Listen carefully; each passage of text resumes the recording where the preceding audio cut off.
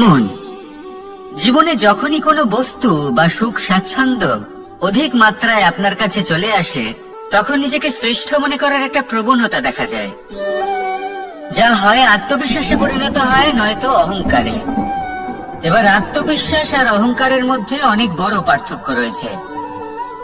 আমি এটা করতে পারি, আমি ওটাও করতে পারি, এ হলো আত্মবিশ্বাস। শুধুমাত্র আমি এটা করতে পারি, শুধুমাত্র আমি ওটাও করতে পারি, আমি হলাম সর্বশ্রেষ্ঠ, এটা হলো অহংকার। এবার এই অহংকার এর ধ্বনি অনেক দূর প্রবাহিত হয়, আর এর প্রহার সর্বপ্রথম আপনাকে বিপর্যস্ত করে। এবার এই অহংকার এর বিপরীত শব্দ হলো বিনয়, অর্থাৎ নিজের ঊর্ধ্বে উঠে অন্যের বিষয় ভাবনা চিন্তা করা, সংসারের বিষয় ভাবা। এই বিনয়ী হবার চেষ্টা করুন, একের থেকে অনেক হওয়ার চেষ্টা করুন এবং একসাথে থাকার চেষ্টা করুন। নিশ্চিত রূপেই আপনি বিকাশের কারণ হবেন। মত্ততা থেকে নিজেকে দূরে রাখুন, অহংকার থেকে নিজেকে দূরে রাখুন। এই মন প্রসন্ন হয়ে বলবে, রাধা রাধা। জীবনে যখন কোনো ব্যক্তি নিজের লক্ষ্য প্রাপ্তির জন্য নিরন্তর পরিশ্রম করতে থাকেন, চেষ্টা করতে থাকেন, তখন তিনি কষ্ট অনুভব করেন, কখনো শারীরিক কষ্ট, কখনো মানসিক কষ্ট। এবার উনি এটা ভাবতে থাকেন যে আমি কি উচিত করছি নাকি অনুচিত করছি। কারণ অন্যদিকে এমন একজন ব্যক্তিও আছেন যিনি একদমই পরিশ্রম চেষ্টা করছেন না। তিনি মদিরা পান করেন, বিলাসিতায় জীবন কাটান, অলস প্রকৃতির হয়ে ওঠেন, নিদ্রাতে বিলীন হয়ে থাকেন আর ভাবেন যে তিনি সুখ লাভ করছেন। কিন্তু এরকম কেন হয়? কারণ যখন আমরা সৎ পথে থাকি, উচিত পথে চলি, লক্ষ্য প্রাপ্ত করার জন্য চেষ্টা করতে থাকি, তখন আমাদের ভেতরে থাকা নেতিবাচক শক্তি এবং পাপ এই দেহকে ত্যাগ করে দেয়। আর এই অনুভূতিটাই আমাদের দুঃখের অনুভূতি দেয়, কষ্ট দেয়। এবার সেখানে যদি আমরা কুপথে চলি, অনুচিত পথে চলতে থাকি, তাহলে আমাদের ভেতরে থাকা পুণ্য এবং ধনাত্মক শক্তি আমাদের দেহ ত্যাগ করে দেয়। আর এই অনুভূতির কারণেই আমরা সুখ অনুভব করি। কিন্তু কখনো ভাববেন যে এই সুখ বেশি সময় পর্যন্ত থাকে না। সেই জন্য সবসময় মনে রাখবেন, যদি আপনি জানেন যে এটাই আপনার লক্ষ্য, এটাই উচিত পথ, শুভ পথ, তাতে নিরন্তর ভাবে এগিয়ে যেতে চেষ্টা করতে থাকুন। এই কষ্ট আপনাকে সুখের পরাকাষ্ঠায় কখন পৌঁছে দেবে তা আপনি জানতেই পারবেন না। আসুন আমার সাথে ভালোবেসে বলুন, রাধা রাধা। ঈর্ষা আমাদেরই মনে বসবাস করা আরো একটা শত্রু। তবে এই শত্রু কখনো কখনো আমাদের জন্য লাভদায়কও হতে পারে, কিন্তু যদি আমরা সতর্ক না থাকি তাহলে সেটা ততটাই ঘাতক হয়ে উঠতে পারে। যদি আপনার কোনো প্রতিদ্বন্দ্বী থেকে থাকে যে এগিয়ে চলেছে, তাকে দেখে আপনার মনে ঈর্ষা উৎপন্ন হয়, আর ঈর্ষাবশত আপনি নিরন্তর চেষ্টা করতে থাকেন, পরিশ্রম করতে থাকেন সামনে এগোনোর জন্য, তাহলে তার দ্বারা আপনার বিকাশই হবে। কিন্তু যদি আপনি নিজের বিরোধীকে শেষ করতে দেওয়ার জন্য অগ্রসর হন, তাকে বিনাশ করার জন্য অগ্রসর হন, তাহলে এই ঈর্ষা প্রথমে আপনার বিনাশ অবশ্যই করবে। একটা কথা আছে, এটা পশু প্রবৃত্তি, আপনি শুধুই নিজের বিকাশের কথা ভাববেন।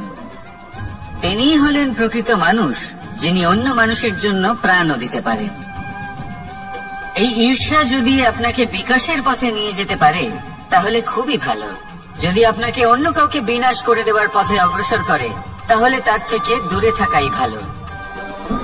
যেমন ধরুন, আপনার কাছে একটা সূচ আছে, যার দ্বারা আপনি ছেঁড়া কাপড়ও সেলাই করতে পারবেন বা অন্য কারোর পাত্রে ছিদ্রও করে দিতে পারবেন।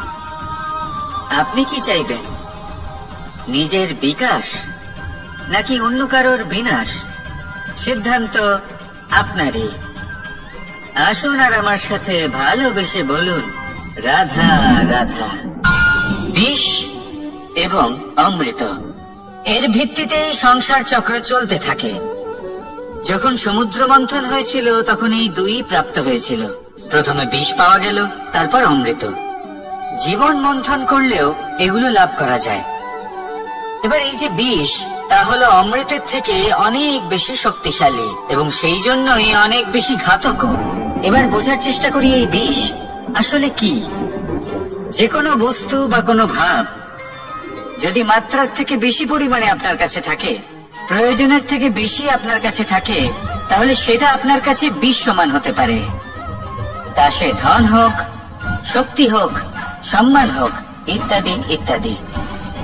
যদি আপনার কাছে এমন কিছু থেকে থাকে যা মাত্রার থেকে বেশি পরিমাণে আপনার কাছে আছে, তাহলে তাকে ভাগ করতে শিখুন।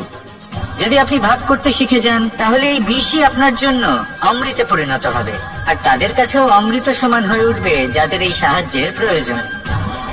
তাহলে ভাগ করে নিতে শিখুন আর আমার সাথে ভালোবেসে বলুন, রাধা রাধা। কোনো বাড়িতে, কোনো পরিবারে যখন কারোর জন্ম হয়, তখন তা কত সুখের মুহূর্ত হয়। সেই ছোট্ট সন্তান যখন কিছুটা বড় হয়, সে হাঁটার চেষ্টা করে, আর সেই প্রক্রিয়াতেও খুব বড় একটা শিক্ষা লুকিয়ে রয়েছে, ঠেলে দেওয়া। যখন আপনি হাঁটতে চান, সামনে এগোতে চান, তখন আপনি কি করেন? নিজের পায়ের তলার যে মাটি, তাকে আপনি পেছনে ঠেলে দেন। ব্যাস, এই একই জিনিস তো জীবনেও শিখতে হবে। এবার যদি আপনি জ্ঞানের পথে অগ্রসর হতে চান, তাহলে অজ্ঞানতাকে পেছনে সরিয়ে দিতে হবে। যদি আপনি প্রকাশের দিকে এগোতে চান, তাহলে অন্ধকারকে পেছনে সরিয়ে দিতে হবে। যদি আপনি ভবিষ্যতে সফল হতে চান, তাহলে অতীতের যে অসফলতাগুলিকে পেছনে সরিয়ে দিতে হবে। যে জল বইতে বইতে থেমে যায়, তাকে আমরা নালা বলে থাকি। তার থেকে দুর্গন্ধ বের হয়, কিন্তু যে জল বইতেই থাকে, তাকেই আমরা পবিত্র জল বলি। তাহলে আপনিও কর্ম করতে থাকুন, কখনো থামবেন না, আর আমার সাথে ভালোবেসে বলুন, রাধা রাধা। দেবে যে আপনি বড় বড় সমস্যার সমাধান করতে পারবেন। এবার যদি কথা বলি সব থেকে কঠিন সময়ের, তাহলে সেটা হলো বিচ্ছেদের। যা মা সীতাকে সহ্য করতে হয়েছে শ্রীরামের জন্য, রাধা কৃষ্ণকেও সহ্য করতে হয়েছে। যে ব্যক্তি বিচ্ছেদের সময় সঠিক পথে চলে এসেছে, সে জীবনে অনেক শ্রেষ্ঠ স্থানে অবশ্যই পৌঁছতে পারবে। এবার যদি কথা বলি সব থেকে জরুরি এবং গুরুত্বপূর্ণ সময়ের, তাহলে সেটা হলো সংযোগ। সকলকে সাহায্য করতে থাকুন। আপনি অন্যদের সাহায্য করে তাদের যত আনন্দ দিতে পারবেন, ততটাই আনন্দ আপনারও জীবনে অবশ্যই আসবে। আসুন আর আমার সাথে ভালোবেসে বলুন, রাধা রাধা। কামবোধ, এটাই আপনার অন্তরের প্রথম শত্রু। বেশিরভাগ মানুষই কামবোধ বলতে লালসা বোঝেন, কিন্তু এটা সম্পূর্ণ সত্য নয়। কামের আসল অর্থ হলো কামনা। এটা খুবই সহজ ব্যাপার। মনুষ্য শরীর থাকলে, মানুষের মন থাকলে, এই কামনা অবশ্যই থাকবে। এবার এটাই দেখতে হবে যে এই কামনা নেতিবাচক কামনা নাকি ইতিবাচক কামনা। অন্য কারোর জিনিসে নজর দেওয়া, অন্য কোনো মানুষের উপর নজর দেওয়া, কোনো অনুচিত বস্তুর দিকে নজর দেওয়া, এই নেতিবাচক কামনা।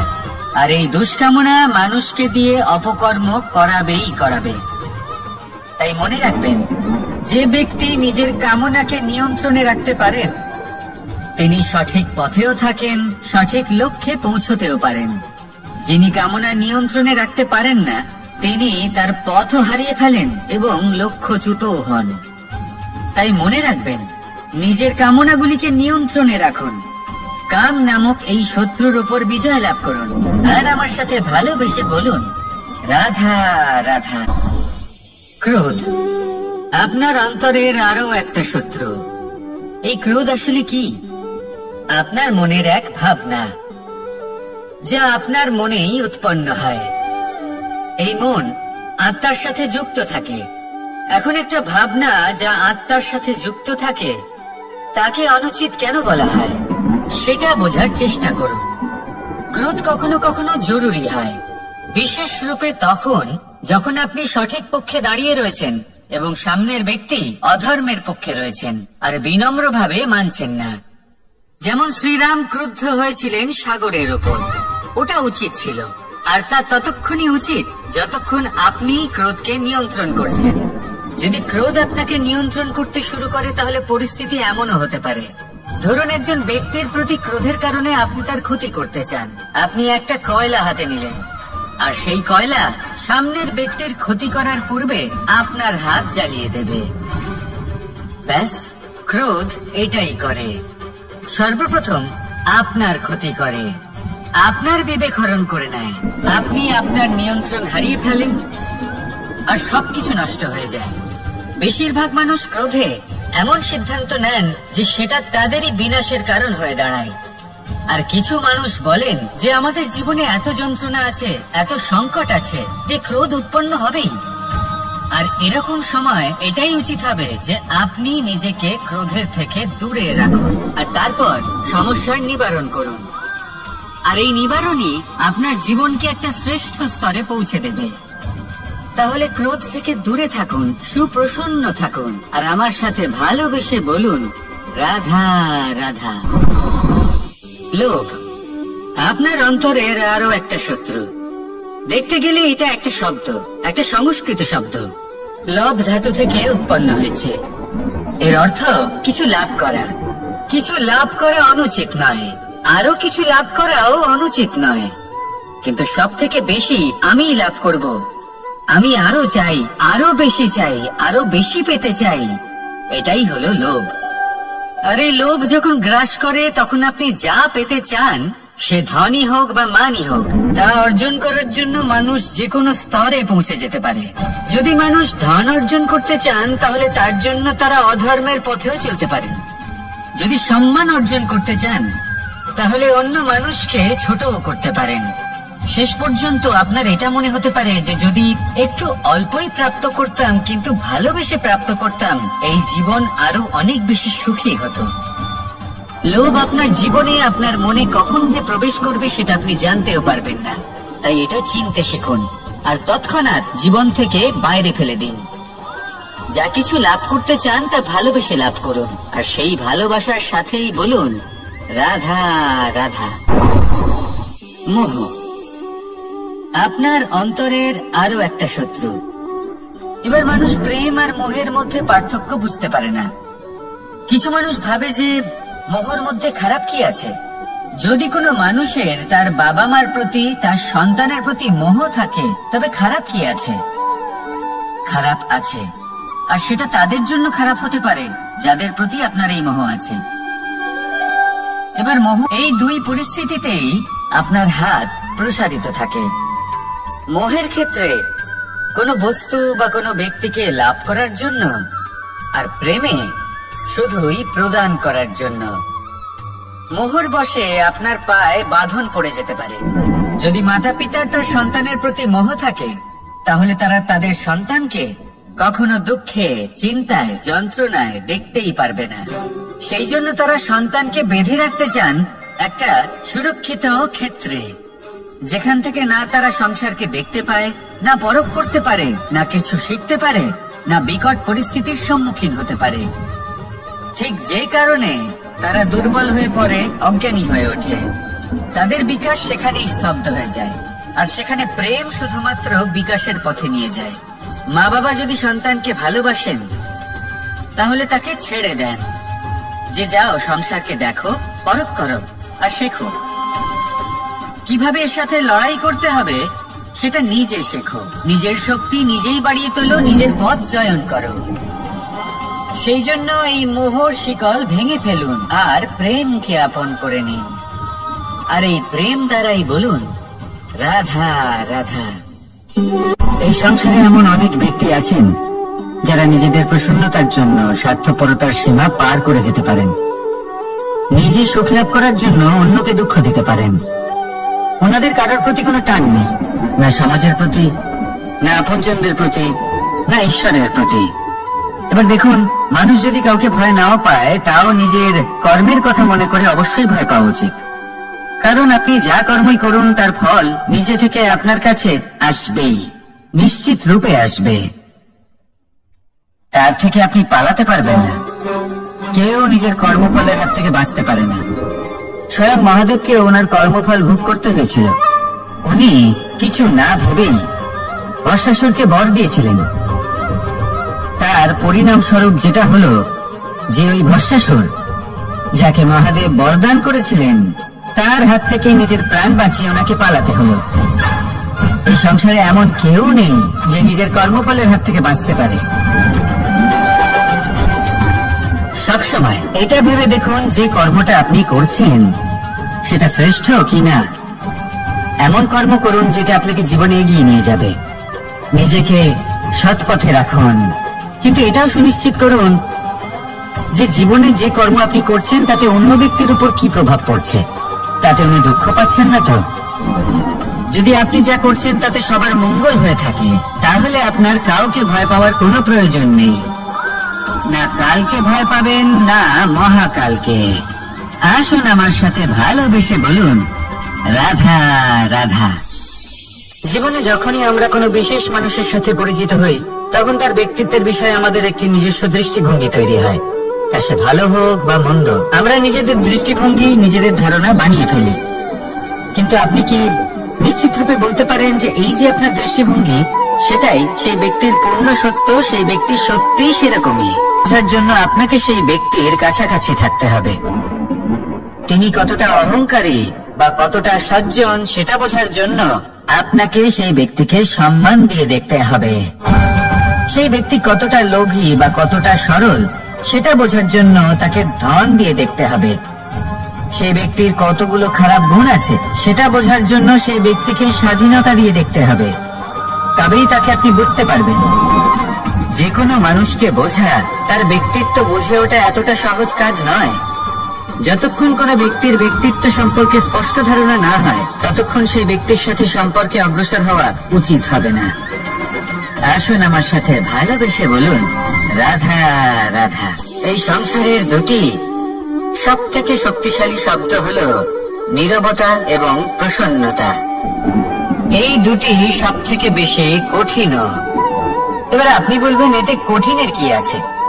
না, ক্ষেত্র বিশেষে নিজে নীরব থাকা হলো অত্যন্ত কঠিন। আর তার থেকেও বেশি কঠিন হলো বিকট পরিস্থিতিতে নিজেকে প্রসন্ন রাখা।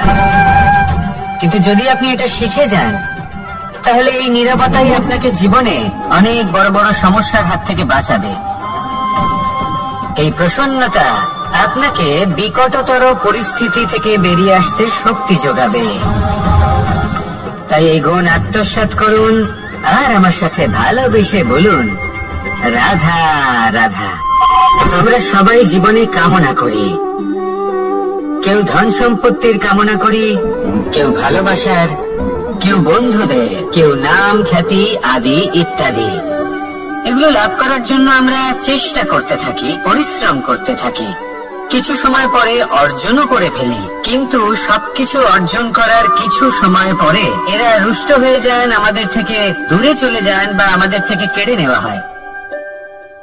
এমনটা কেন হয়? এমনটা এই কারণে হয় কারণ মানুষের একটা দুর্বলতা আছে। কোনো কিছুই অর্জন করার পরে আস্তে আস্তে সে তার মূল্য, তার গুরুত্ব ভুলে যায়, তার জন্য চেষ্টা করা ছেড়ে দেয়। আর এটাই হলো সব থেকে বড় সমস্যা।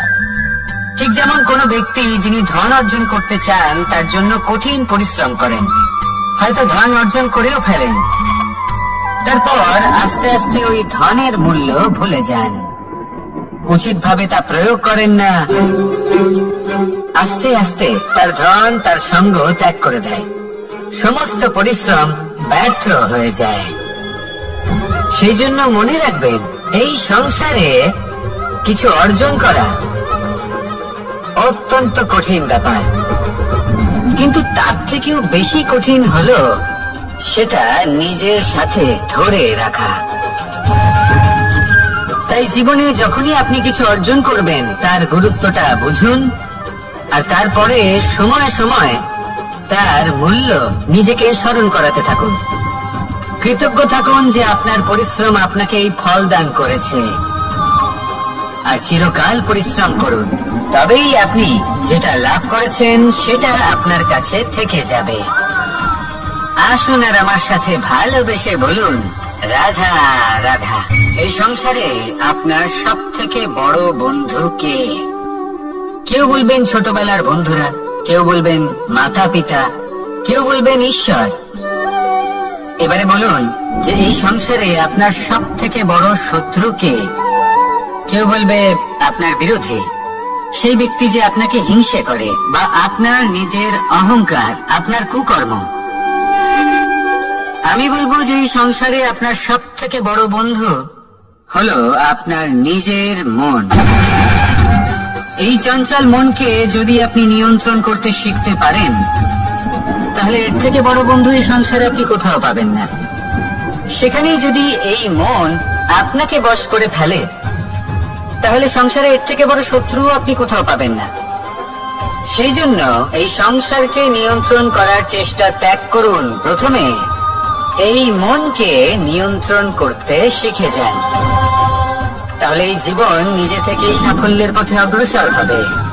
আর তখন এই মন প্রসন্ন হয়ে বলবে, রাধা রাধা। সংসারে যদি আপনি শুভ কিছু অর্জন করতে চান, তাহলে দুটি পথ আছে। প্রথম হলো ধর্ম, আর দ্বিতীয় হলো কর্ম।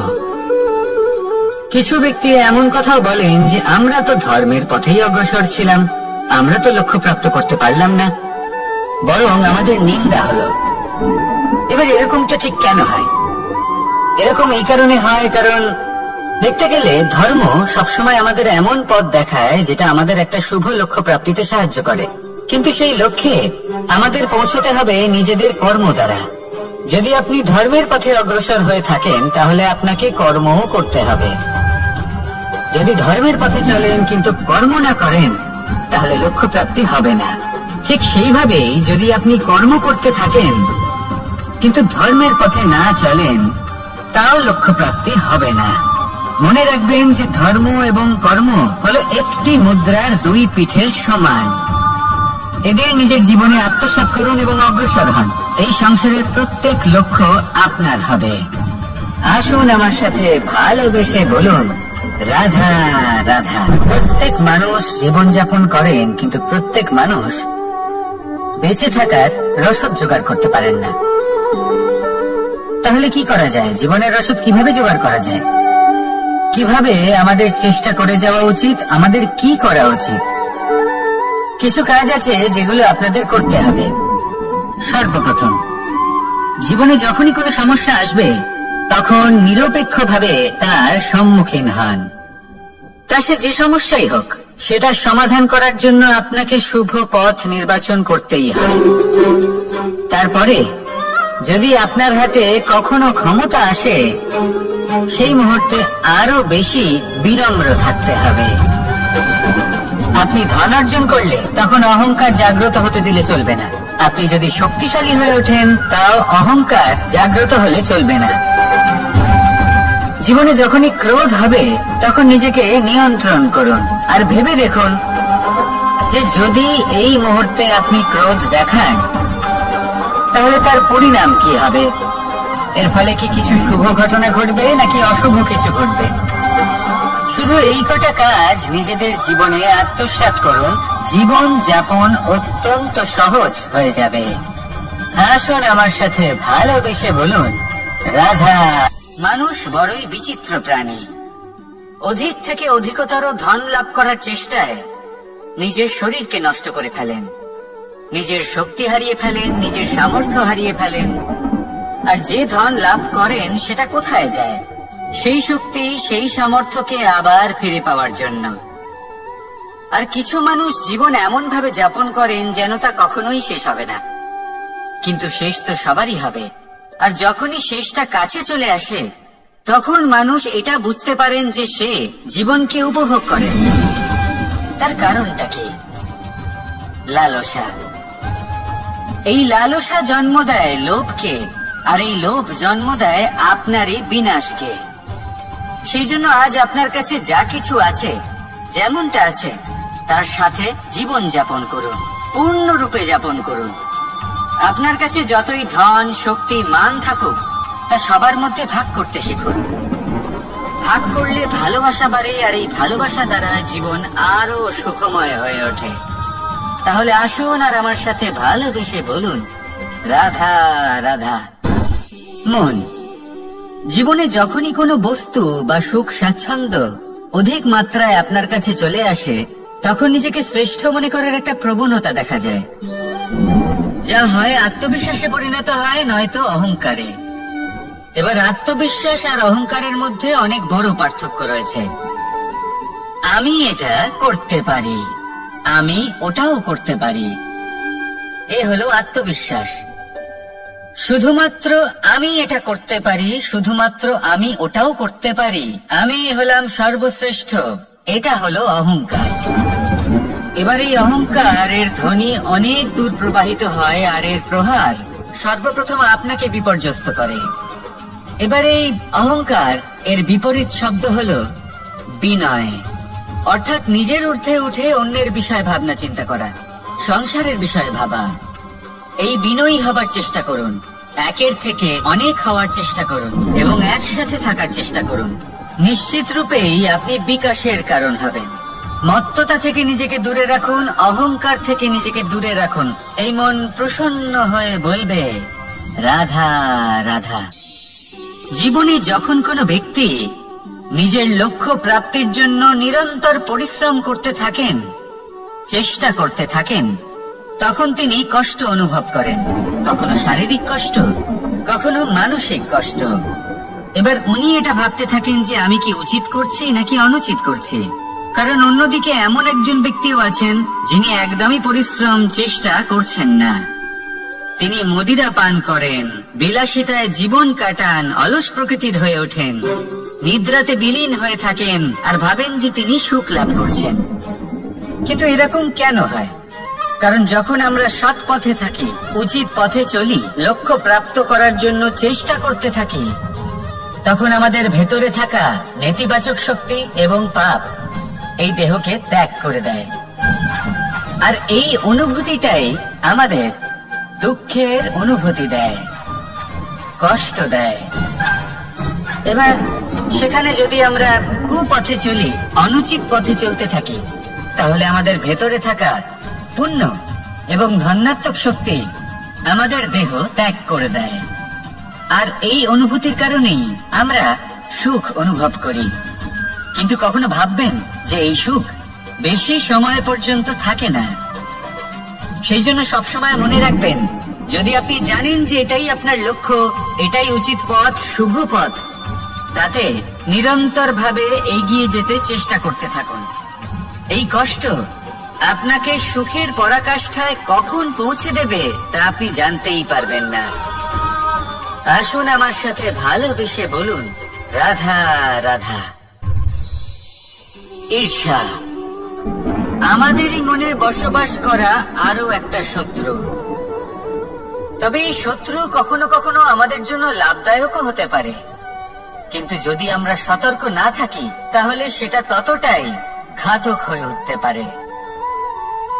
যদি আপনার কোনো প্রতিদ্বন্দ্বী থেকে থাকে যে এগিয়ে চলেছে, তাকে দেখে আপনার মনে ঈর্ষা উৎপন্ন হয়, আর ঈর্ষাবশত আপনি নিরন্তর চেষ্টা করতে থাকেন, পরিশ্রম করতে থাকেন সামনে এগোনোর জন্য, তাহলে তার দ্বারা আপনার বিকাশই হবে। কিন্তু যদি আপনি নিজের বিরোধীকে শেষ করতে দেওয়ার জন্য অগ্রসর হন, তাকে বিনাশ করার জন্য অগ্রসর হন, তাহলে এই ঈর্ষা প্রথমে আপনার বিনাশ অবশ্যই করবে। একটা কথা আছে, এটা পশু প্রবৃত্তি। আপনি শুধুই নিজের বিকাশের কথা ভাববেন। তিনিই হলেন প্রকৃত মানুষ, যিনি অন্য মানুষের জন্য প্রাণও দিতে পারেন। এই ঈর্ষা যদি আপনাকে বিকাশের পথে নিয়ে যেতে পারে তাহলে খুবই ভালো। যদি আপনাকে অন্য কাউকে বিনাশ করে দেওয়ার পথে অগ্রসর করে, তাহলে তার থেকে দূরে থাকাই ভালো। যেমন ধরুন, আপনার কাছে একটা সূচ আছে, যার দ্বারা আপনি ছেঁড়া কাপড়ও সেলাই করতে পারবেন বা অন্য কারোর পাত্রে ছিদ্রও করে দিতে পারবেন। আপনি কি চাইবেন, নিজের বিকাশ নাকি অন্য কারোর বিনাশ? সিদ্ধান্ত আপনারই। আসুন আর আমার সাথে ভালোবেসে বলুন, রাধা রাধা। বিষ এবং অমৃত, এর ভিত্তিতেই সংসার চক্র চলতে থাকে। যখন সমুদ্র মন্থন হয়েছিল তখন এই দুই প্রাপ্ত হয়েছিল। প্রথমে বিষ পাওয়া গেল, তারপর অমৃত। জীবন মন্থন করলেও এগুলো লাভ করা যায়। এবার এই যে বিষ, তা হলো অমৃতের থেকে অনেক বেশি শক্তিশালী এবং সেই জন্যই অনেক বেশি ঘাতকও। এবার বোঝার চেষ্টা করি এই বিষ আসলে কি। যে কোনো বস্তু বা কোনো ভাব যদি মাত্রার থেকে বেশি পরিমাণে আপনার কাছে থাকে, প্রয়োজনের থেকে বেশি আপনার কাছে থাকে, তাহলে সেটা আপনার কাছে বিষ সমান হতে পারে। তা সে ধন হোক, শক্তি হোক, সম্মান হোক, ইত্যাদি ইত্যাদি। যদি আপনার কাছে এমন কিছু থেকে থাকে যা মাত্রার থেকে বেশি পরিমাণে আপনার কাছে আছে, তাহলে তাকে ভাগ করতে শিখুন। যদি আপনি ভাগ করতে শিখে যান, তাহলে এই বিষই আপনার জন্য অমৃতে পরিণত হবে, আর তাদের কাছেও অমৃত সমান হয়ে উঠবে যাদের এই সাহায্যের প্রয়োজন। তাহলে ভাগ করে নিতে শিখুন আর আমার সাথে ভালোবেসে বলুন, রাধা রাধা। কোনো বাড়িতে, কোনো পরিবারে যখন কারোর জন্ম হয়, তখন তা কত সুখের মুহূর্ত হয়। সেই ছোট্ট সন্তান যখন কিছুটা বড় হয়, সে হাঁটার চেষ্টা করে, আর সেই প্রক্রিয়াতেও খুব বড় একটা শিক্ষা লুকিয়ে রয়েছে, ঠেলে দেওয়া। যখন আপনি হাঁটতে চান, সামনে এগোতে চান, তখন আপনি কি করেন? নিজের পায়ের তলার যে মাটি, তাকে আপনি পেছনে ঠেলে দেন। ব্যাস, এই একই জিনিস তো জীবনেও শিখতে হবে। এবার যদি আপনি জ্ঞানের পথে অগ্রসর হতে চান, তাহলে অজ্ঞানতাকে পেছনে সরিয়ে দিতে হবে। যদি আপনি প্রকাশের দিকে এগোতে চান, তাহলে অন্ধকারকে পেছনে সরিয়ে দিতে হবে। যদি আপনি ভবিষ্যতে সফল হতে চান, তাহলে অতীতের যে অসফলতাগুলিকে পেছনে সরিয়ে দিতে হবে। যে জল বইতে বইতে থেমে যায়, তাকে আমরা নালা বলে থাকি। তার থেকে দুর্গন্ধ বের হয়, কিন্তু যে জল বইতেই থাকে তাকেই আমরা পবিত্র জল বলি। তাহলে আপনিও কর্ম করতে থাকুন, কখনো থামবেন না, আর আমার সাথে ভালোবেসে বলুন, রাধা রাধা। যোগাসন। যোগাসনে আসন অত্যন্ত গুরুত্বপূর্ণ। এবার আমি বলবো সব থেকে শ্রেষ্ঠ আসন কোনটি। আশ্বাস। নিজেকে আশ্বস্ত করতে থাকুন যে আমি আছি, সব ঠিক হবে, যা হচ্ছে ভালোর জন্য হচ্ছে। এই আশ্বাস আপনাকে জীবনে এমন ধন্যাত্মক বিশ্বাস দেবে যে আপনি বড় বড় সমস্যার সমাধান করতে পারবেন।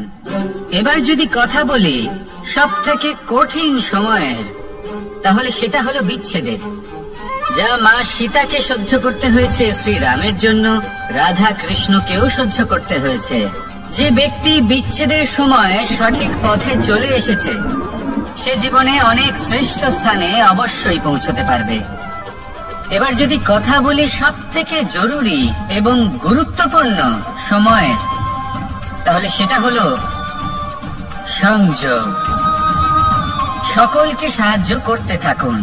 আপনি অন্যদের সাহায্য করে তাদের যত আনন্দ দিতে পারবেন, ততটাই আনন্দ আপনারও জীবনে অবশ্যই আসবে। আসুন আর আমার সাথে ভালোবেসে বলুন, রাধা রাধা। কামবোধ, এটাই আপনার অন্তরের প্রথম শত্রু। বেশিরভাগ মানুষই কামবোধ বলতে লালসা বোঝেন, কিন্তু এটা সম্পূর্ণ সত্য নয়। কামের আসল অর্থ হলো কামনা। এটা খুবই সহজ ব্যাপার। মনুষ্য শরীর থাকলে, মানুষের মন থাকলে এই কামনা অবশ্যই থাকবে। এবার এটাই দেখতে হবে যে এই কামনা নেতিবাচক কামনা নাকি ইতিবাচক কামনা। অন্য কারোর জিনিসে নজর দেওয়া, অন্য কোনো মানুষের উপর নজর দেওয়া, কোনো অনুচিত বস্তুর দিকে নজর দেওয়া, এই নেতিবাচক কামনা। আর এই দুষ্কামনা মানুষকে দিয়ে অপকর্ম করাবেই করাবে। তাই মনে রাখবেন, যে ব্যক্তি নিজের কামনাকে নিয়ন্ত্রণে রাখতে পারেন, তিনি সঠিক পথেও থাকেন, সঠিক লক্ষ্যে পৌঁছতেও পারেন। যিনি কামনা নিয়ন্ত্রণে রাখতে পারেন না, তিনি তার পথও হারিয়ে ফেলেন এবং লক্ষ্যচ্যুতও হন। তাই মনে রাখবেন, নিজের কামনাগুলিকে নিয়ন্ত্রণে রাখুন কাম নামক এই শত্রুর ওপর বিজয় লাভ করুন আর আমার সাথে ভালোবেসে বলুন, রাধা রাধা। ক্রোধ আপনার অন্তরের আরো একটা শত্রু। এই ক্রোধ আসলে কি? আপনার মনের এক ভাবনা, যা আপনার মনেই উৎপন্ন হয়। এই মন আত্মার সাথে যুক্ত থাকে। এখন একটা ভাবনা যা আত্মার সাথে যুক্ত থাকে, তাকে অনুচিত কেন বলা হয় সেটা বোঝার চেষ্টা করুন। ক্রোধ কখনো কখনো জরুরি হয়, বিশেষ রূপে তখন যখন আপনি সঠিক পক্ষে দাঁড়িয়ে রয়েছেন এবং সামনের ব্যক্তি অধর্মের পক্ষে রয়েছেন আর বিনম্রভাবে মানছেন না। যেমন শ্রীরাম ক্রুদ্ধ হয়েছিলেন সাগরের ওপর, ওটা উচিত ছিল, আর তা ততক্ষণই উচিত যতক্ষণ আপনি ক্রোধকে নিয়ন্ত্রণ করছেন। যদি ক্রোধ আপনাকে নিয়ন্ত্রণ করতে শুরু করে তাহলে পরিস্থিতি এমনও হতে পারে, ধরুন একজন ব্যক্তির প্রতি ক্রোধের কারণে আপনি তার ক্ষতি করতে চান। আপনি একটা কয়লা হাতে নিলেন আর সেই কয়লা সামনের ব্যক্তির ক্ষতি করার পূর্বে আপনার হাত জ্বালিয়ে দেবে। ব্যাস, ক্রোধ এটাই করে, সর্বপ্রথম আপনার ক্ষতি করে, আপনার বিবেক হরণ করে নেয়, আপনি আপনার নিয়ন্ত্রণ হারিয়ে ফেলেন আর সবকিছু নষ্ট হয়ে যায়। বেশিরভাগ মানুষ ক্রোধে এমন সিদ্ধান্ত নেন যে সেটা তাদেরই বিনাশের কারণ হয়ে দাঁড়ায়।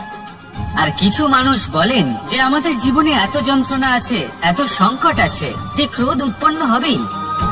আর এরকম সময় এটাই উচিত হবে যে আপনি নিজেকে ক্রোধের থেকে দূরে রাখুন আর তারপর সমস্যার নিবারণ করুন। আর এই নিবারণই আপনার জীবনকে একটা শ্রেষ্ঠ স্তরে পৌঁছে দেবে।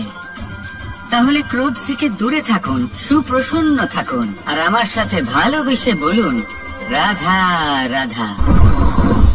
লোভ আপনার অন্তরের আরো একটা শত্রু।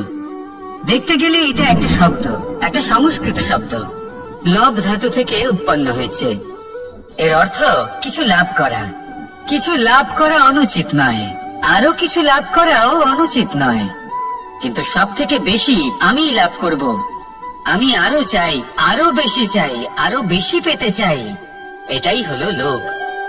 আরে লোভ যখন গ্রাস করে তখন আপনি যা পেতে চান, সে ধনই হোক বা মানই হোক, তা অর্জন করার জন্য মানুষ যে কোনো স্তরে পৌঁছে যেতে পারে। যদি মানুষ ধন অর্জন করতে চান তাহলে তার জন্য তারা অধর্মের পথেও চলতে পারেন। যদি সম্মান অর্জন করতে চান তাহলে অন্য মানুষকে ছোটও করতে পারেন। শেষ পর্যন্ত আপনার এটা মনে হতে পারে যে যদি একটু অল্পই প্রাপ্ত করতাম কিন্তু ভালোবেসে প্রাপ্ত করতাম, এই জীবন আরো অনেক বেশি সুখী হতো। লোভ আপনার জীবনে, আপনার মনে কখন যে প্রবেশ করবে সেটা আপনি জানতেও পারবেন না। তাই এটা চিনতে শিখুন আর তৎক্ষণাৎ জীবন থেকে বাইরে ফেলে দিন। যা কিছু লাভ করতে চান তা ভালোবেসে লাভ করুন আর সেই ভালোবাসার সাথেই বলুন, রাধা রাধা।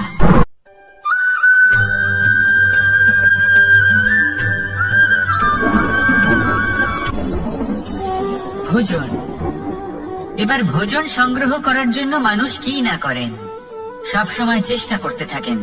ফসল উৎপাদনের জন্য অনেক পরিশ্রম করতে থাকেন, কিন্তু অনেক সময় অনেক পরিশ্রম করার পরেও ফসল ভালো উৎপাদন হয় না। এর কারণ কি? কারণ হলো এটাই যে আপনি পরিশ্রম হয়তো অনেক করেছেন, কিন্তু আপনার নজর তো সেই বীজের দিকে ছিলই না যে আপনি রোপণ করেছেন।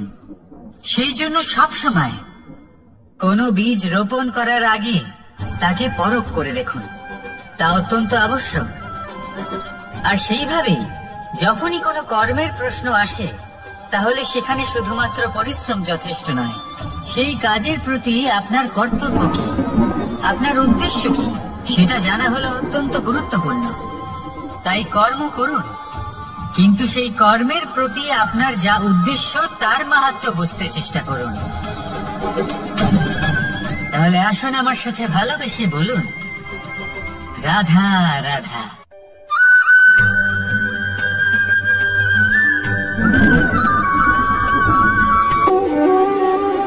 সম্পর্ক হলো আমাদের জীবনের একটি আধার। কিছু সম্পর্ক এমন যে আমরা জন্মসূত্রে লাভ করি, যেমন পরিবার, মা বাবা। কিছু সম্পর্ক আছে যে আমরা জীবনে অর্জন করে থাকি, তা সে প্রেমের হোক, স্নেহের হোক বা বন্ধুত্বের। এই সকল সম্পর্ক লাভ করার বা গড়ে তোলার 5টি ধাপ রয়েছে। প্রথম ধাপ, কোনো ব্যক্তির সাথে আলাপ হওয়া, তার সাথে কথা বলা বা তাকে দেখা।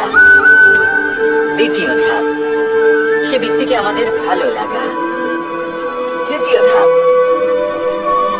আমাদের এটা চাইতে শুরু করা যে জীবনে এই ব্যক্তি যেন আমাদের বন্ধু হন, আমাদের জীবনে থাকে, বা আমাদের কাউকে ভালোবেসে ফেলা। আর এটা আমাদের ভাবা বা চাওয়া যে সেই ব্যক্তি যেন আজীবন আমার সাথে থাকেন, আমার জীবনে আমার সাথী হয়ে। চতুর্থ ধাপ, লাভ করা।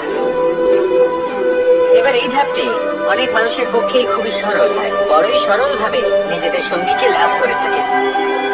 কিছু মানুষের জন্য এই ধাপ অত্যন্ত কঠিন হয়ে থাকে। অনেক প্রতিকূল পরিস্থিতির উপর জয়লাভ করে তারা সঙ্গীকে লাভ করেন, কিন্তু লাভ অবশ্যই করেন। এরপরে আসে পঞ্চম, অন্তিম এবং সব থেকে গুরুত্বপূর্ণ ধাপ, সেটা হলো সেই সম্পর্ক পালন করা। এটা হলো এমন এক বিষয় যা প্রত্যেক মানুষের শেখা উচিত। যদি ব্যক্তি নিজের জীবনে সম্পর্ক রক্ষা করতে শিখে যান, তবে প্রত্যেক সম্পর্ক তার জীবনকে স্বর্গ করে তুলবে। আসুন আর আমার সাথে ভালোবেসে বলুন, রাধা রাধা।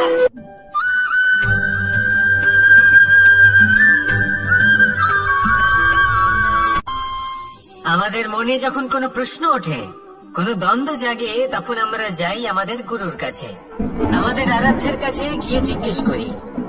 এইভাবেই একদিন আমি পৌঁছলাম আমার আরাধ্যের কাছে, আমার মহাদেবের কাছে, আর ওনাকে প্রশ্ন করলাম।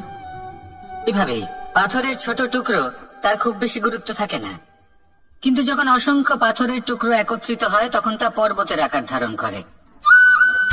সেইভাবেই কিছু মানুষ যখন একত্রিত হন তখন তৈরি হয় পরিবার, কিছু পরিবার যখন একত্রিত হয় তখন তৈরি হয় সমাজ, যখন অনেক সংখ্যক সমাজ একত্রিত হয় তখন তৈরি হয় রাজ্য।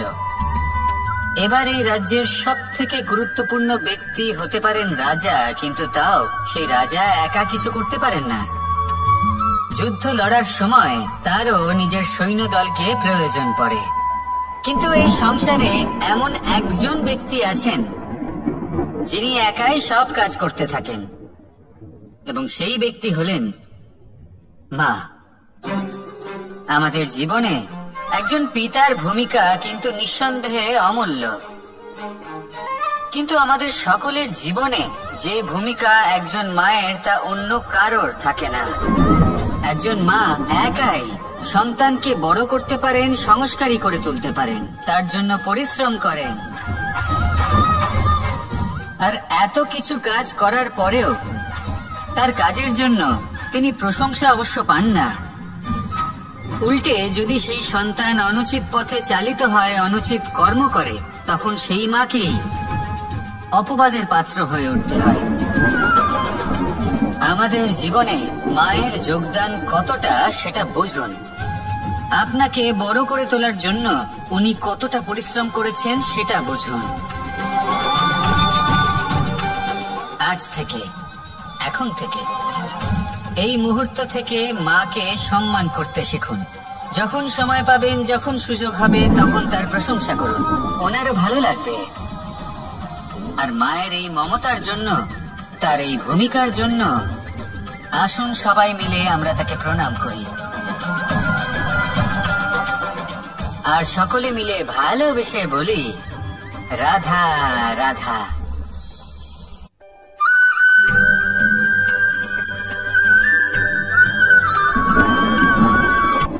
এই সংসারে সাফল্য লাভ করার জন্য জ্ঞানের প্রয়োজন হয়, পরিশ্রমের প্রয়োজন হয়, দৃঢ় নিষ্ঠার প্রয়োজন হয়, নিরন্তর চেষ্টা করা প্রয়োজনীয়।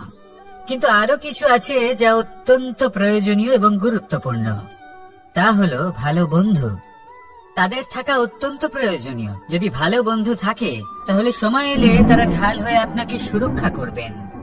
সময় এলে অস্ত্রের মতো শত্রুকে সংহারও করবেন।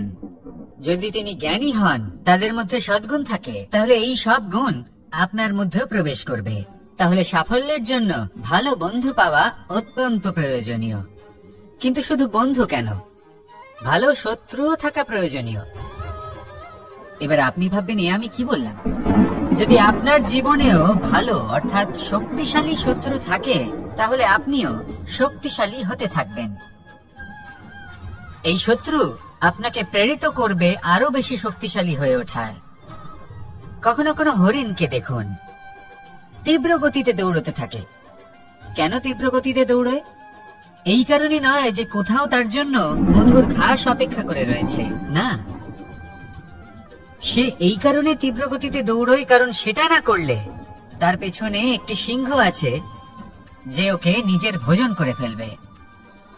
তাই জীবনে বিপদ, সংকট এই সবকিছুও হলো অত্যন্ত গুরুত্বপূর্ণ। তার সম্মুখীন হতে শিখুন আর আমার সাথে ভালোবেসে বলুন, রাধা রাধা।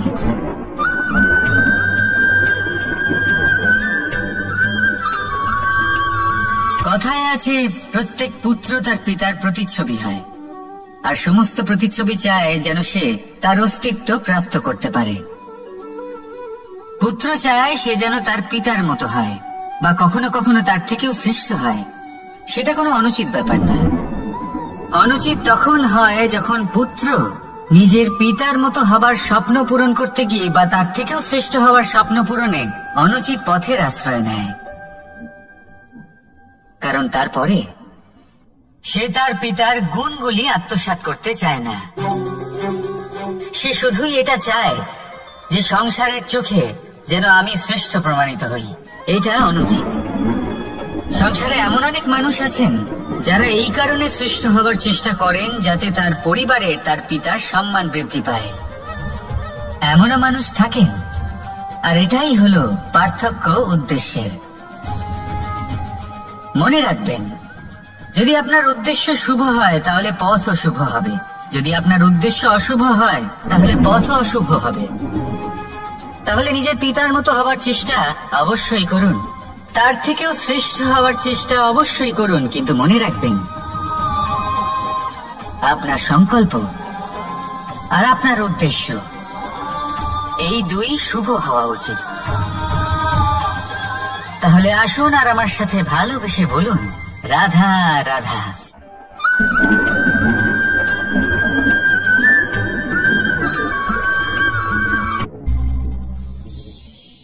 শিশিরের বিন্দু পাতার ওপর পড়ে আর তার গায়ে লেগে থাকে। পাতা তাকে শুষে নিতে পারে না, আর শেষ পর্যন্ত সে ঝরে পড়ে যায়। অন্যদিকে রয়েছে মেঘ এবং চাতক। এদের মধ্যে অনেক দূরত্ব থাকে। মেঘ থাকে আকাশে আর চাতক থাকে ধরিত্রীতে। কিন্তু যখন এই মেঘ থেকে বৃষ্টি ঝরে পড়ে, এই চাতক কিন্তু সেই জলই পান করে, নয়তো সে তৃষ্ণার্ত থেকে যায়। এবার অন্যদিকে দেখলাম শিশির বিন্দু আর পাতার এই সম্পর্ক। এরা খুব কাছাকাছি থাকে, ঘনিষ্ঠও থাকে। অন্যদিকে রয়েছে মেঘ এবং চাতকের সম্পর্ক, যাদের মধ্যে অনেক দূরত্ব থাকা সত্ত্বেও তারা খুব ঘনিষ্ঠ, তাই না? এই সারমর্ম খুব সরল। এই নৈকট্য, এই দূরত্ব, তা আপনার সম্পর্কে প্রভাব কিছুতেই ফেলতে পারে না। এই নৈকট্য, এই দূরত্ব, এসব হলো শুধুমাত্র মনের ব্যাপার। কখনো আপনি অনুভব করেছেন আপনি কারোর থেকে অনেক অনেক দূরে আছেন, অনেক দূরে আছেন, তাও সেই ব্যক্তির প্রতি আপনি টান অনুভব করেন। সেখানে আপনি কারোর সাথে প্রত্যেক দিন অতিবাহিত করেন, সমস্ত জীবন অতিবাহিত করেন, সব থেকে বেশি সময় তার সাথে অতিবাহিত করেন, তাও তার প্রতি সেই টান অনুভব করেন না। এই সংকেত হলো মনের দূরত্বের। তাহলে মনের এই দূরত্ব দূর করুন আর আমার সাথে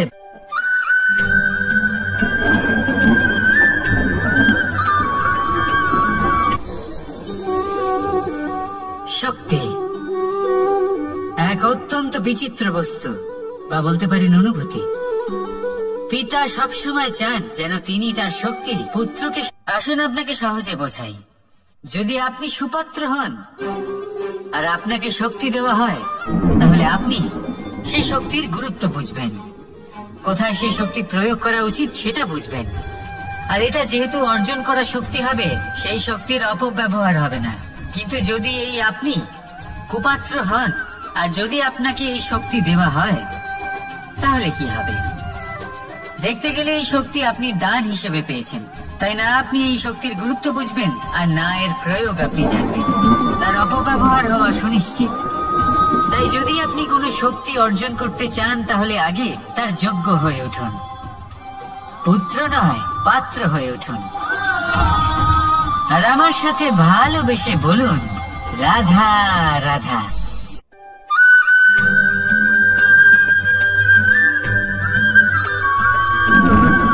ভালো, শুধু ওনাদের কঠোর ব্যবহার দেখলে আমরা একটু ভয় পেয়ে যাই। এবার ওনাদের এই কঠোর ব্যবহার আমাদের ভালো না লাগলেও অত্যন্ত আবশ্যক, কারণ মাতার থেকে আমরা যে শক্তি লাভ করি তা যেন নিয়ন্ত্রণ হারিয়ে বিধ্বংসী না হয়ে ওঠে। আমরা যেন কোনো কুপথে না চলে যাই, আমরা কখনো যেন দোষ না করে ফেলি। শুধু সেই জন্য পিতা এবং গুরু একটু কঠোর হয়ে ওঠেন, এবং ওনাদের এই কঠোর আচরণ ভবিষ্যতে গিয়ে আমরা অবশ্যই বুঝতে পারি। জীবনে কিছু বছর আমরা এগিয়ে যাই আর তারপর আমরা বুঝতে পারি যে বাবা এবং গুরু আমাদের যথেষ্ট ভালোবাসতেন, কিন্তু ওনাদের ভালোবাসার বহিঃপ্রকাশ আলাদা। প্রয়োজনীয় হলো এটা দেখার, এটা বোঝার যে শুরু থেকে আমাদের প্রতি ওনাদের আচরণ কেমন ছিল। ওনাদের কঠোর হওয়ার পেছনে ওনাদের ভালোবাসাটা বোঝার চেষ্টা করুন, ওনাদের চিন্তাটা বোঝার চেষ্টা করুন, ওনাদের পথ প্রদর্শনের আড়ালে আপনার ভবিষ্যতের জন্য যে পরিকল্পনা ওনারা করেছেন সেটা বোঝার চেষ্টা করুন। তখন আপনারা বুঝতে পারবেন ওনাদের ভালোবাসাকে। আপনার মনের মধ্যে আপনা থেকেই ওনাদের প্রতি সম্মান জেগে উঠবে। নিজের পিতা এবং নিজের গুরু এই দুজনের প্রতি কৃতজ্ঞতা প্রকাশ করুন আর আমার সাথে ভালোবেসে বলুন, রাধা রাধা।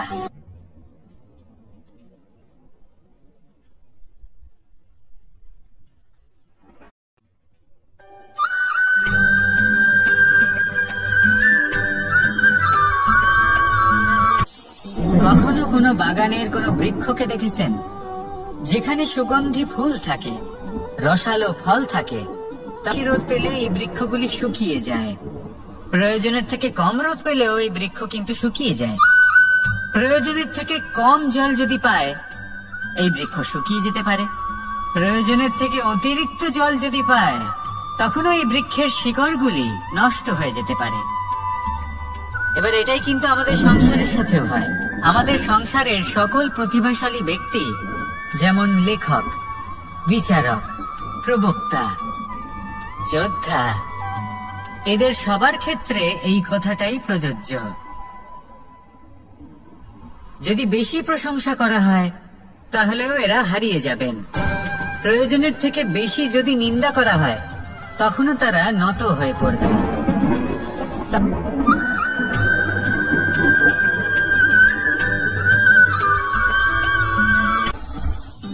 জীবনে কিছু শেখা অত্যন্ত গুরুত্বপূর্ণ। এবার কি কি শিখতে হবে সেই সব শেখানোর জন্য অনেক শিক্ষক রয়েছেন, কিন্তু কি শিখবেন না আর কি করবেন না এটা আমাদের নিজের অভিজ্ঞতা দিয়ে শিখতে হয়। কিন্তু তার মানে এটা নয় যে যদি আপনাকে শিখতে হয় যে আগুনের তাপ কতটা, আপনাকে আগুনের মধ্যে হাত দিতে হবে।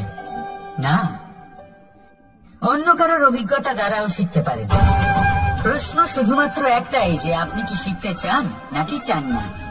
যদি আপনি এটাই ভাবেন যে আমি শুধুই নিজের অভিজ্ঞতা দ্বারাই শিখতে চাই, তাহলে জীবনকাল ছোট মনে হবে, অনেক কিছুই শিখতে পারবেন না।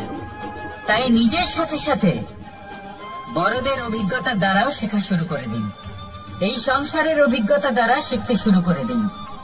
আর এটা নিশ্চিত রূপে শেখা আবশ্যক যে কখন কি করবেন না, কোথায় থামতে হবে আর কোথায় থামবেন না। তাহলে আসুন আর আমার সাথে ভালোবেসে বলুন, রাধা রাধা।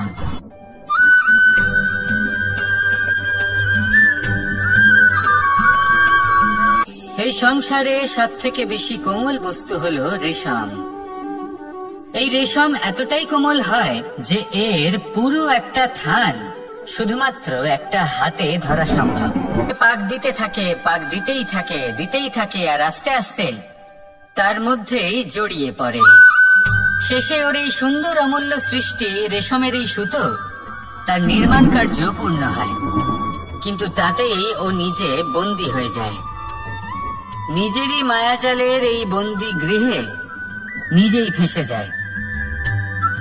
এবার এই সুতোকে ব্যবহারযোগ্য করে তোলার জন্য এই কীটগুলিকে এই কবচের সাথেই ফুটন্ত জলে ফেলে দেওয়া হয়। এই সংসারে যদি আমাদের স্বপ্ন এই সংসারের দুঃখ হরণ করার জন্য, এই সংসারে সুখ বিতরণ করার জন্য হয়, তবেই আমাদের প্রগতি সম্ভব।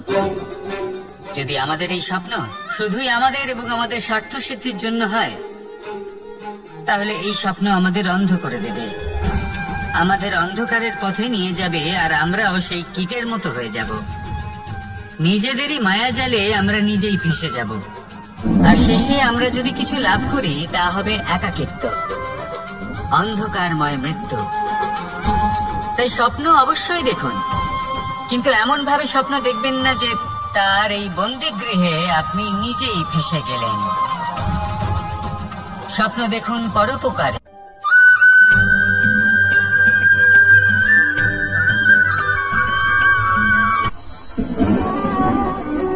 শক্তি এক অত্যন্ত বিচিত্র বস্তু, বা বলতে পারেন অনুভূতি।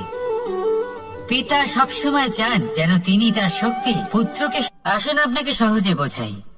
যদি আপনি সুপাত্র হন আর আপনাকে শক্তি দেওয়া হয়, তাহলে আপনি সেই শক্তির গুরুত্ব বুঝবেন, কোথায় সেই শক্তি প্রয়োগ করা উচিত সেটা বুঝবেন।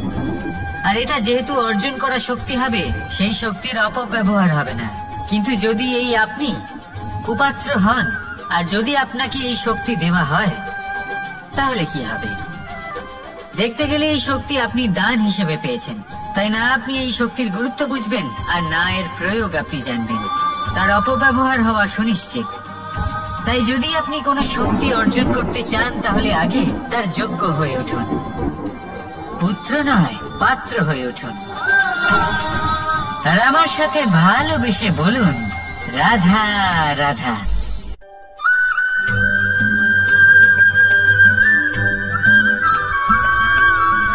এই সংসারে প্রত্যেক মানুষ এটাই চান যে তিনি যেন ধনবান হন, আর্থিক অবস্থা তার ভালো থাকে।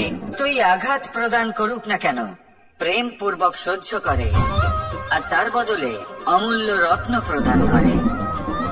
সন্তান যদি হাল চালায়, তাহলে তার বদলে তাকে অন্ন প্রদান করে। এটাই হলো ধরনী। এবার এর থেকে আমরা কি শিক্ষা পেতে পারি? এটাই যে কারোর জন্য কিছু করা বা কাউকে কিছু দেওয়া মনে কোনো কামনা ছাড়াই। আর এই কথাটা বুঝে যান, যদি কারোর জন্য কামনা না রেখে বা কোনো পাওয়ার আশা না রেখে কারোর জন্য কিছু করেন বা কারোকে কিছু দেন, যদি এটা আপনি শিখতে পারেন, তবে আপনি ভালোবাসতে শিখে গেছেন। আর সেই জন্যই এই ধরিত্রীকে মাতা বলা হয়, কারণ মাতা শুধু উনি নন যিনি গর্ভে সন্তানকে ধারণ করেন, মাতা তো উনিও যিনি জীবন বাঁচতে শেখান, যিনি জীবন বাঁচার উদাহরণ প্রদান করেন। তাহলে ধরনীর থেকে এই নিঃস্বার্থ ভাব শিখুন, নিঃস্বার্থ ভালোবাসা শিখুন, আর এই ভালোবাসার সাথেই বলুন, রাধা রাধা।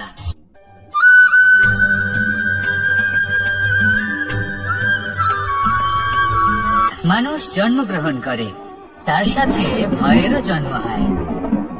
ছোটবেলা থেকেই আমাদের মনে কোনো না কোনো প্রকারের ভয় থেকেই যায়।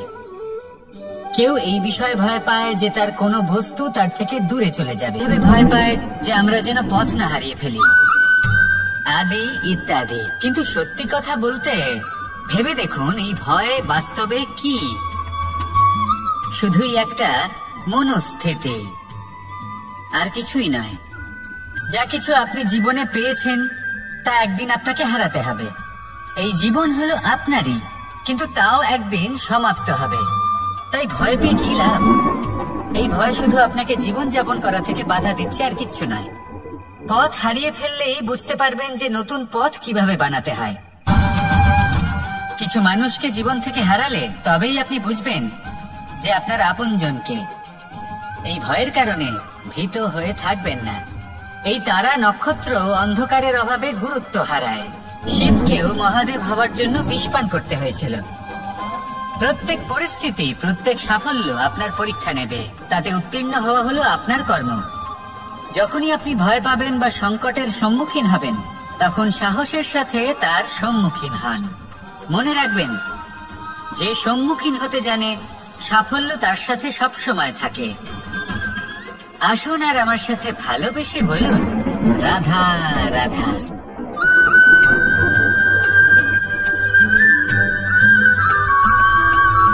জীবনে অগ্রসর হওয়ার জন্য আমাদের কাকে প্রয়োজন হয়? মাতা পিতা, বন্ধু, প্রেম, সাহায্য, অর্থ, পরিশ্রম, আশা। ভিন্ন ভিন্ন মানুষ ভিন্ন ভিন্ন বিকল্প চয়ন করে। যদি আমি আপনাকে বলি, তাহলে জয় আর পরাজয়ের মন্ত্র দুটো শব্দের উপর নির্ভর করে, মেনে নেওয়া আর দৃঢ় হওয়া। যদি মেনে নেন, তাহলে হেরে যাবেন। যদি দৃঢ় হন, তাহলে নিশ্চিত রূপে জয়ী হবেন। যদি কখনো আপনি ক্লান্ত হয়ে ওঠেন, আপনি দুঃখী হন, পুরোপুরি ভেঙে পড়েছেন, তখন মেনে নেবেন না যে আপনি ভেঙে পড়েছেন, নয়তো হেরে যাবেন। তখন উল্টে স্থির করবেন যে যাই হয়ে যাক না কেন, আমি জয়ী হবই। আর আপনি দেখবেন যে জয় নিশ্চিত রূপে আপনার কাছেই আসবে। তাহলে এই কথা মনে রাখবেন আর আমার সাথে ভালোবেসে বলবেন, রাধা রাধা।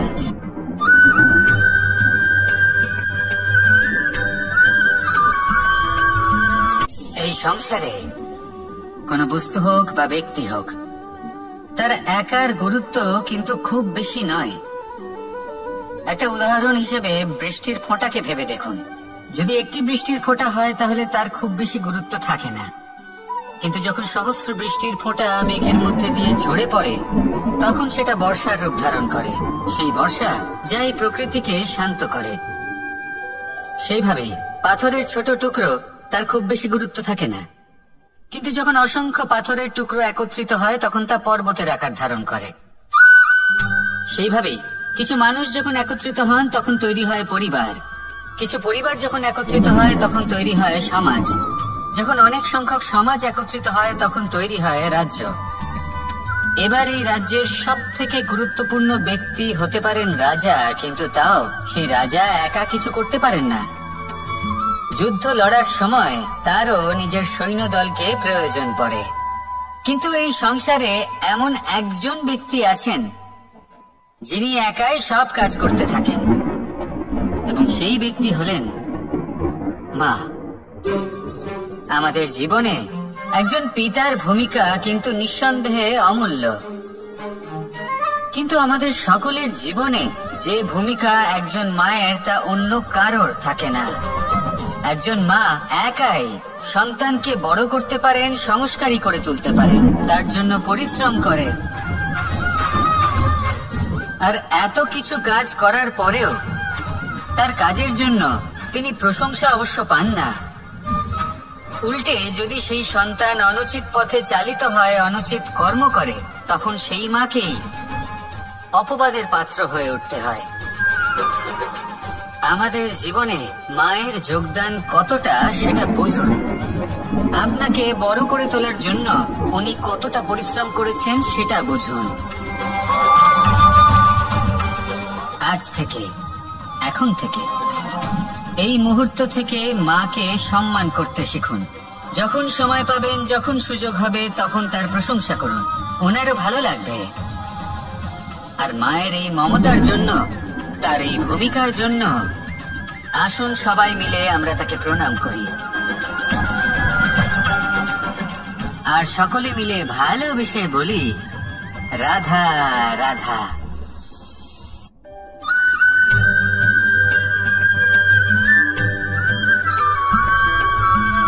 এই সংসারের সব থেকে গুরুত্বপূর্ণ তত্ত্ব কোনটা? প্রথম হলো সময়। জন্ম থেকে মৃত্যু পর্যন্ত এই যে সময়, এটাই তো হলো জীবন। দ্বিতীয় হলো জীবন, যাতে আমরা সময়ের সদ্ব্যবহার করি, শ্রেষ্ঠ থেকে শ্রেষ্ঠতর কাজ করার চেষ্টা করি। বহু বছরের এই পরম্পরা, এই সংস্কৃতিকে এগিয়ে নিয়ে যাওয়ার চেষ্টা করি। এই সংসারে আমরা অংশগ্রহণ করতে চেষ্টা করি। তৃতীয় হলো ধন। সেই ধন যা প্রত্যেক ব্যক্তি অর্জন করতে চেষ্টা করেন। এবার এই তিনটি তত্ত্বের মধ্যে একটা সামঞ্জস্য আছে, সমান ব্যাপার আছে। সে ধনই হোক বা সময় হোক বা হোক জীবন। আর সেই সমান ব্যাপার হলো যে যদি আপনি এটা গণনা করতে থাকেন তাহলে তা কমতে থাকে, যদি আপনি এটা ব্যবহার করেন তাহলে তা বাড়তে থাকে। একে সংগঠিত করে রাখতে চেষ্টা করলে হাত থেকে ফসকে যায়, কিন্তু যদি আপনি একে সামলে রাখতে শিখে যান তাহলে এমন কাজ করবেন যাতে সংসারের সাথে সাথে পরবর্তী প্রজন্ম লাভবান হবে। যদি কিছু শিখতে চান তাহলে সামলাতে শিখুন, গণনা করা বা সংগঠিত করা নয়। আসুন আর আমার সাথে ভালোবেসে বলুন, রাধা রাধা। তোমাদের এই ভিডিওটা যদি ভালো লেগে থাকে তাহলে একটা লাইক করে দাও, আর এরকম আরও ভিডিও পেতে গেলে আমাদের সাথে থাকো।